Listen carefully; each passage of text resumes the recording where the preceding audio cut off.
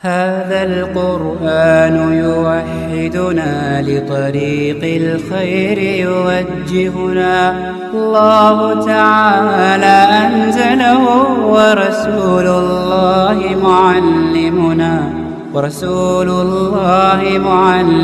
Bismillahirrahmanirrahim.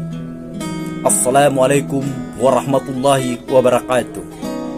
Alhamdulillah, puji syukur kita panjatkan kepada Allah Subhanahu wa Ta'ala, yang mana pada hari ini kita masih diberikan kekuatan, kesehatan, limpahan rahmat, umur panjang, sehingga kita masih bisa mendengarkan hal-hal dalam kebaikan.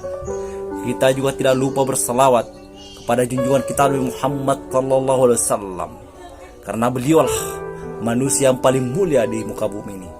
Semoga kita di akhir kiamat nanti mendapat syafaatnya. Dalam kesempatan ini saya akan berbagi. Kita harus taat kepada pemimpin. Saudaraku yang dirahmatin Allah Subhanahu wa Ta'ala dimanapun berada, Nabiah telah mengajarkan bagaimana kita bermuamalah dengan pemerintah atau penguasa. Sebagian kalangan bersikap keras sehingga mudah mengkafirkan, sebagian lagi bersikap lembek.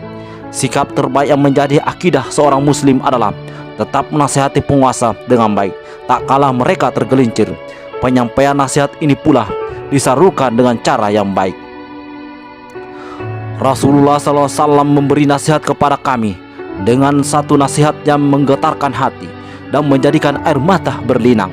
Kami para sahabat bertanya, "Wahai Rasulullah, nasihat itu seakan-akan adalah nasihat dari seorang yang akan berpisah. Maka berilah kami wasiat." Rasulullah SAW bersabda, "Usikum bitaqwallahi azza wa jalaha wa sam'ihi wa ta'atihi wa in ta'ammara alaika abdan." Saya memberi wasiat kepada kalian agar tetap bertakwa kepada Allah wa Jalla, tetap mendengar dan taat pemerintah, walaupun yang memerintah kalian seorang hamba sahaya, budak. Hadis riwayat Abu Daud dan At-Tirmizi. Hadis ini hasan sahih. Mentaati pemimpin dalam kebajikan, taat kepada pemimpin adalah suatu kewajiban, sebagaimana disebutkan dalam Alkitab dan As-Sunnah. Di antaranya Allah Ta'ala berfirman, "Ya ayyuhallazina amanu uti'ullaha wa uti'u rasulah wa uli umri minkum." Hai orang-orang yang beriman, taatilah Allah dan taatilah Rasulnya dan ulil umri di antara kamu. Quran Surah An-Nisa 4/59. Dalam ayat ini Allah menjadikan ketaatan kepada pemimpin pada urutan ketiga setelah ketaatan kepada Allah dan Rasulnya. Namun untuk pemimpin di sini tidaklah datang dengan lafal taatilah, karena ketaatan kepada pemimpin merupakan ikutan ta'abi dari ketaatan kepada Allah dan Rasulnya sallallahu alaihi wasallam. Oleh karena itu, apabila seorang pemimpin memerintahkan untuk berbuat maksiat kepada Allah, maka tidak ada lagi kewajiban dengar dan taat kepadanya. Makna zahir dari hadis ini adalah kita wajib mendengar dan taat kepada pemimpin walaupun mereka bermaksiat kepada Allah, dan tidak menyuruh kita untuk bermaksiat kepada Allah. Karena terdapat hadis Nabi sallallahu alaihi wasallam dari Husaybah bin Al-Yaman. Beliau sallallahu alaihi wasallam bersabda, "Yakunu ba'dihi a'imatan la yahtadu bihda wa la yahtanuna bi sunnati wa sayaqumuhu bihi rijalaha kulubuhu syai'atihi fi khusma insi." Qala qultuhu kaifa asnahum ya Rasulullah, in adraktum zalika kala tasma'um wa tuti'u li amiri wa in tutriba dahruka wa ahisaha malaukuhu wasma'u wa ati. Nanti setelah aku akan ada seorang pemimpin yang tidak mendapat petunjukku dalam ilmu dan tidak pula melaksanakan sunnahku dalam amal. Nanti akan ada di tengah-tengah mereka orang-orang yang hatinya adalah hati setan, namun jasadnya adalah jasad manusia. Aku berkata, "Wahai Rasulullah, apa yang harus aku lakukan jika aku menemui zaman itu?"